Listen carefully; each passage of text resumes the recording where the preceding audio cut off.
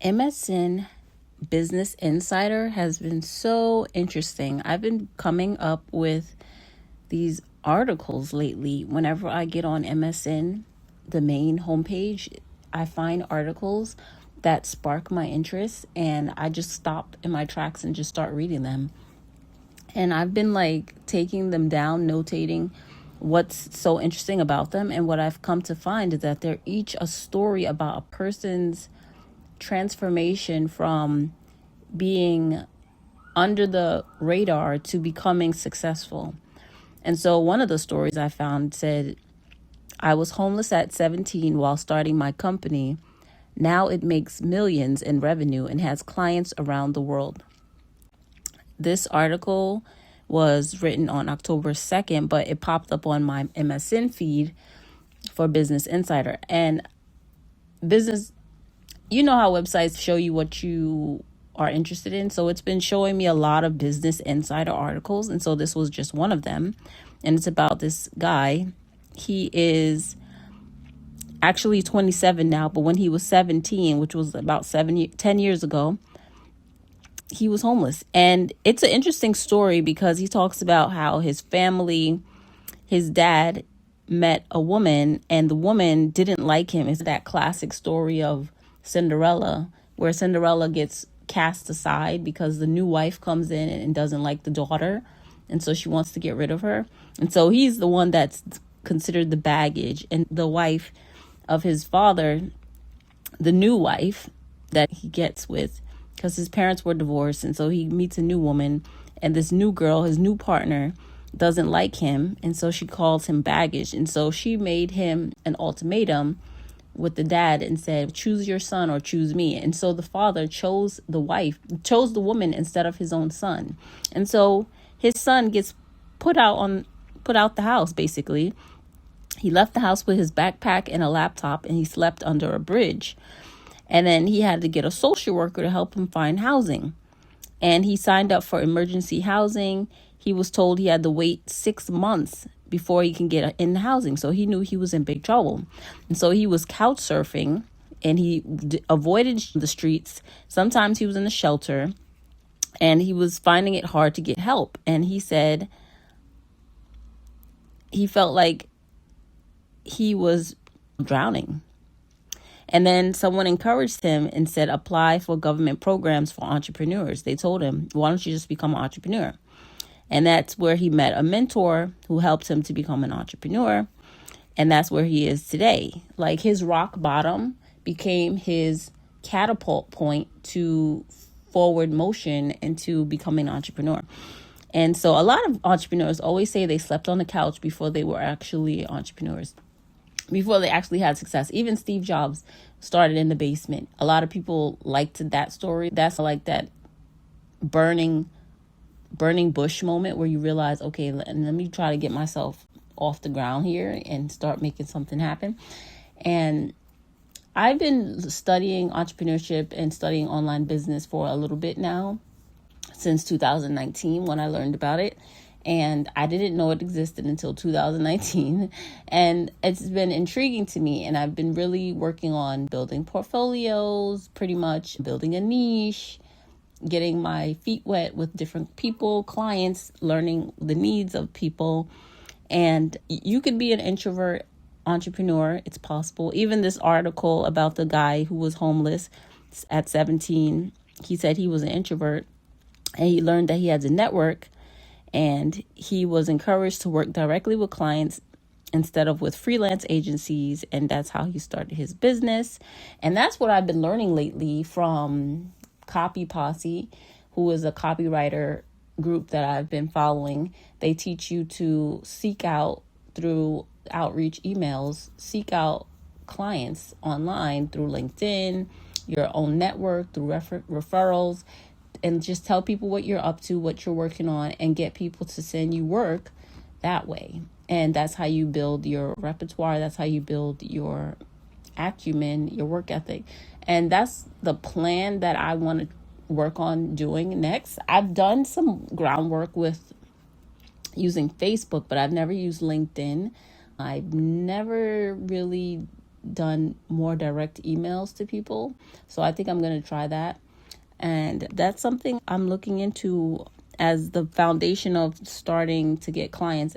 I've noticed in the month of April and May, in months past, this is the month that people really focus on, okay, where's my clients coming from? In the beginning of the year, you just have your goals, but then it gets real around 4 and 5, month 4 and 5, April and May, when you realize, okay, I need clients. Where are my clients coming from?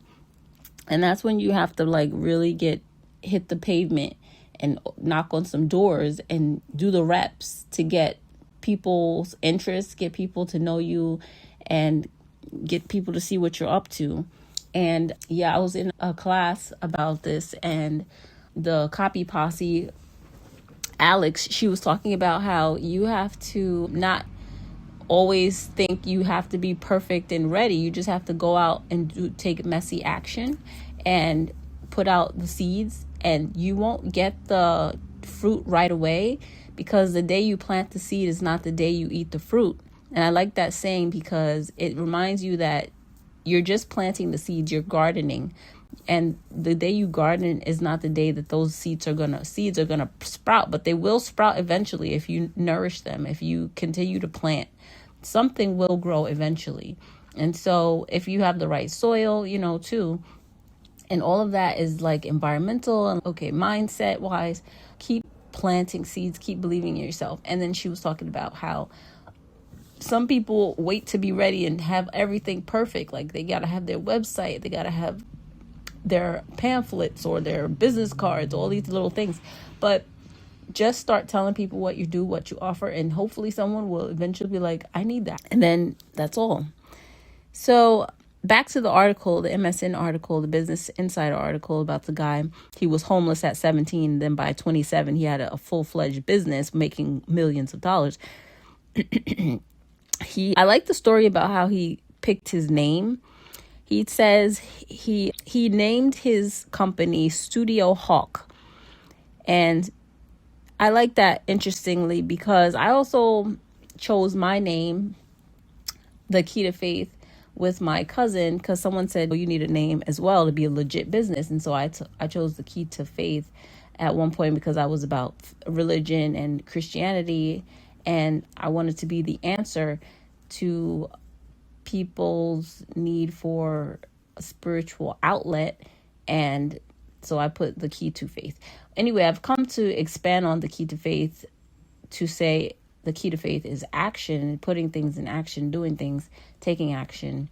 That's faith without works is dead. So you need that action to create the momentum of faith. So anyway, also I like that he talked about, he named his company Studio Hawk because he wanted it to be simple. He said it's a one-man show, so it's a hawk. No, he said he noticed his competitors use animals in their names. So he said he wanted to use the animal hawk. And I've done that as well because I also created another brand name called Koi Heart. And Koi Heart is koi, like koi fish, and heart is just the added heart because I wanted it to be a heart-based business. People first, relationships, love, things like that.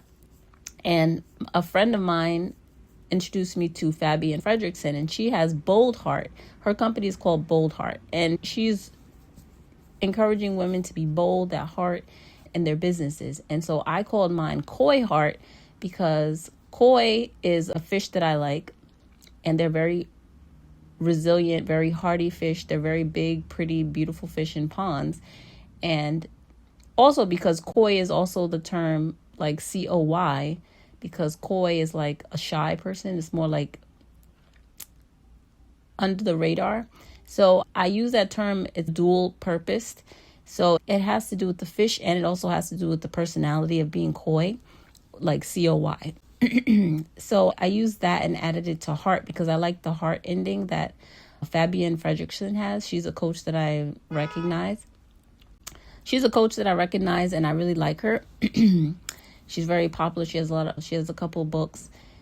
And so she has the book called The Leveraged Business, and then another book called something about the incredible you or awesome you. I forget the name of it. Something about your person being a good person or something like that.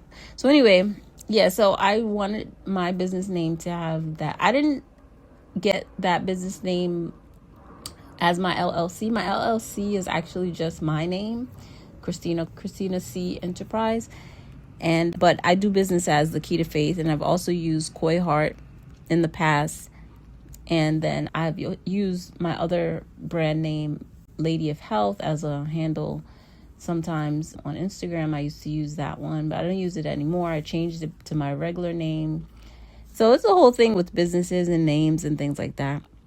Back to this story about the MSN and the guy who started his company called Studio Hawk. He started an agency. He started making money. He got paid well, and he's doing well now. He got his first contract and then his next contract, and then he's off to the races. And it's a very inspiring story.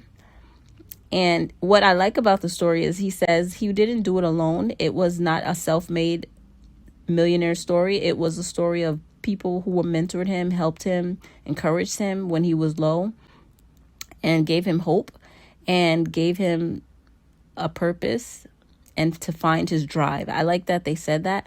And I thought this was a great article, and I really admired the story, and I've been really enjoying reading the stories of businesses coming up from nothing to doing very successful ventures. It's a very inspiring story. In the end of the article, he says how what he's doing with his money. He says he goes snowboarding in New Zealand and Canada. He bought his mom a house. He converted an old chocolate factory into a 4-story home for himself. That's really cool. And he doesn't worry about money anymore. And he volunteers for organizations that fights for youth homelessness because he knows what it feels like to be homeless because he was at 17, but now he's 27, so he's giving back to others. And I really admire that about his story as well, because I also like to do sponsorships to children in other countries because I think it's important to help others less fortunate and don't have as much. So I've been sponsoring a child for years now through Children International, and that's my way of giving back and supporting those who don't have as much in the States as we do. In the States, you have your jobs and stuff, but in other countries, they have very little. So I like to support children in other countries. And so that's all I wanted to talk about, this article in Business Insider. And I want to talk about some other articles that I've been reading in Business Insider on MSN. And I think it's just so cool to encourage yourself and read articles of people who have made successes of themselves and give you hope that maybe eventually you can become a success as well.